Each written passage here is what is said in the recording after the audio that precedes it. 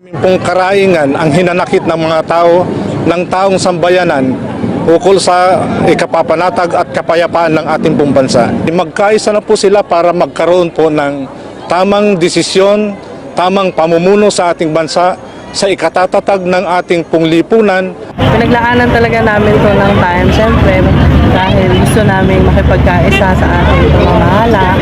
At siyempre, parang way of bonding na rin namin magkakapamilya. Kasi usually si Darling ay nagtatrabaho sa Bulacan, tapos ako din naman as teacher. So, nag-leave muna kami at si Dalaga ay mag-absent muna sa school.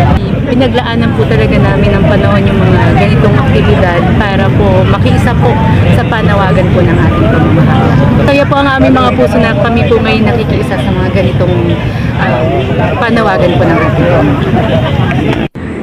Para makapagkaisa dito sa layunin ng ating pamamahala.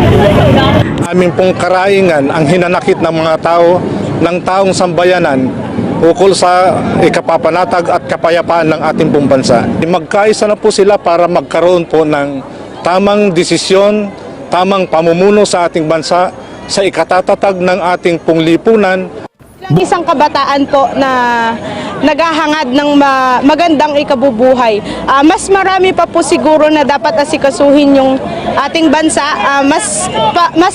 Mas unahin po yung para sa ikauunlad ng mga mamamayan kaysa po sa mga pansariling mithiin ng mga nanunungkulan. Kaya po kami nakikipagkaisa dito sa rally na ito upang maisaayos ang Pilipinas. Dahil nakikita naman po natin sa sitwasyon ngayon, sobrang gulo. Nakikita natin sobrang daming nangyayari dito sa Pilipinas. Tapos lahat sila ang inuuna yung sarili nila. Paano naman tayo mga tao? Paano tayo babangon kung puro sila lang? Dapat nararanasan din nila at nararamdaman din nila bilang isang Pilipino yung nararamdaman natin. Gusto naming maranasan yung maayos na Pilipinas. Gusto naming maranasan yung tunay na kalinga ng Pilipinas. Una-unahan po naming problema ay mga kakulangan po sa classroom at maging yung mga kagamitan ng mga mag-aaral, maging yung mga upuan, lamesa, ito po ay kulang na kulang para sa aming mga mag-aaral. Gusto naming maiparating sa ating pamahalaan na kailangan magkaisa po tayong lahat, na sana po ay mabigyan pansin ang ganito naming mga hinaing para matugunan ang aming mga pangangailangan, ganun din ang pangangailangan ng aming mga mag-aaral.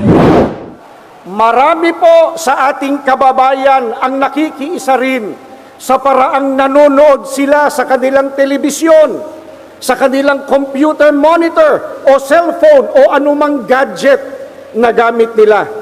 Maraming salamat po sa kanilang suporta at maraming salamat po sa inyong lahat. Hindi lamang mga kaanib sa Iglesia ni Cristo ang nagkakaisang sumama rito. Marami pang ibang grupo, marami pang ibang samahan ng mga kababayan nating Pilipino ang kasama sa mapayapang pagtitipong ito. Kaisa po natin sila na nagsusulong ng pambansang kapayapaan at pagkakaisa. Kaya ito po sana, ito pong pagkakataon na ito na pinagbubuklod po tayo ng Iglesia ni Cristo. Hindi naman po ito usapin ng religion.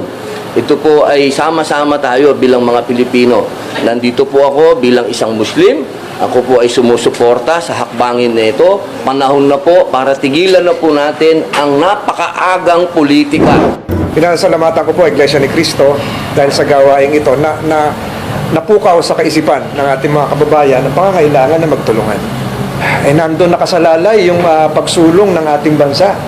Kung ngayong pagbubukas ng taon tayo nagpapakita na ng pagkakawatak-watak, palagay ko kahit anong gagawin ng executive branch, ng legislature, huwag na natin kasama ang judiciary, walang mangyayari sa atin.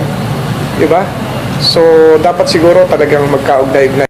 Iglesia ni Cristo at ng mga lahat ng mga andito ngayon, kasama yung mga Muslim, mga Katoliko, nagkikiisa tayo bilang isang Pilipino. Hindi bilang politiko, ha?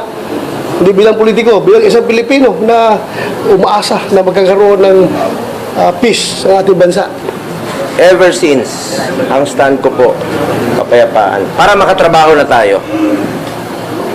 Para magbenepisyo po yung mga kababayan nating mahihirap na nangangailangan po ng tulong mula sa gobyerno. Sila yung nag-aantay na makapagtrabaho tayo muli. Magkasundo! Nating ipaalam sa kanila na inaasam po natin ang mabuti at ang epektibong pamamahala sang-ayon sa mga ninanais, pinapangarap at totoong kailangan natin mga mamamayang naghalal sa kanila sa kanilang tungkulin at batay na rin sa kanilang ipinangako noong nakaraang eleksyon para magpahayag ng pakikiisa para sa kapayapaan at kapakanan ng ating bansa. Kababayan, ang bagay ito ang dapat ay pagsikapang bakahin ng ating pamahalaan. Kaya ang sinusuportahan natin ay ang pagkakasundo, hindi ang bangayan, bintangan at sariling interes. Ang nais po natin ay ipagpauna ng mga namumuno sa pamahalaan ang mga kapakanan at ikabubuti ng mas nakararami bago ang pamumulitika. Na po nating magkaisa para sa kapayapaan ng ating bansa at sana po ay maging maayos at maging maunlad ang ating bansa at kailangan po natin ng pagkakaisa. Panawagan ko po sa ating sa gobyerno, lalo na yung mga leader ngayon na nagkakaroon po ng mga paksyon, magkakaroon ng hidwaan sa bawat isa. Dapat po ay mag-unite po sila para ang mamamayang Pilipino po na hindi bangayan ang dapat gawin sa Pilipinas, kundi lutasin ang problema.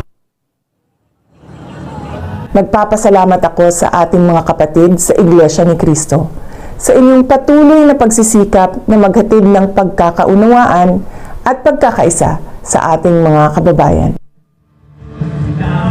Sa presyo ng bilihin, kahirapan, at iba pang suliranin, ang isang mapayapa at nagkakaisang Pilipinas ay hindi kailanman matitinag at paulit-ulit na aahon sa gitna ng hamon ng panahon.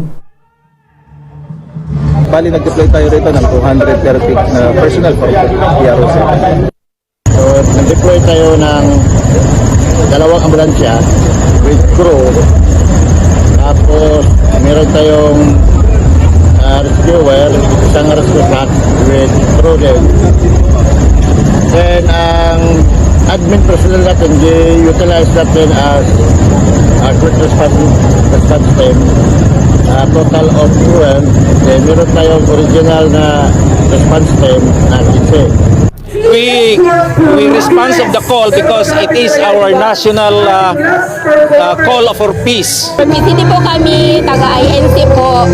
Isa lang po kami sa nakikiisa sa panawagan po ng kapayapaan. Hindi po kami INC pero nakikisa po kami para sa kapayapaan ng bayan. Ang araw, nagkaroon tayo ng coordination meeting sa lahat ng mga na-involved para sa security rito, lalo na yung mga INC officials na pumunta dun sa opisina natin para makipag-coordinate regarding sa event na mangyayari ngayong araw na to. So, meron tayong tinalaga ng mga security personnel sa bawat sektor na nilalaan natin para sa seguridad, ano? Kita naman talaga na peaceful ang ginawang rally.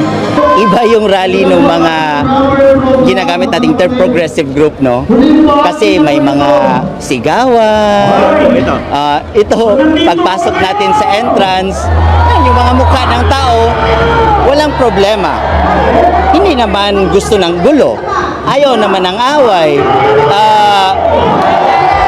pinapawisan dahil sa dami ng tao, hindi pinapawisan dahil may gustong iparating na yung may pwersang-pwersa talaga. Pero these numbers, yun yung masasabi ko na pwersa. Relatively peaceful at wala pa po tayong naitatala na anumang insidente. May mga ongoing programs po sila. Nag-start po around 8 to 8:30 po. Same with the other rally sites sa Luzon, Visayas, and Mindanao. And we don't expect any untoward incident. Problem. Kasi nga, kagaya ng sinabi ko, pati sa road blockade, sa parking, sa flow ng tao is may kasama po tayong scan. Sila po lahat yung nag-guardia na at saka yung MMDA, nag-maximum deployment po sila. Especially sa umikot po ako kanina sa chopper ng Coast Guard is nakita natin na yung pati yung pagparada po ng mga bus at saka van natin is talagang orderly po. Napakahaba.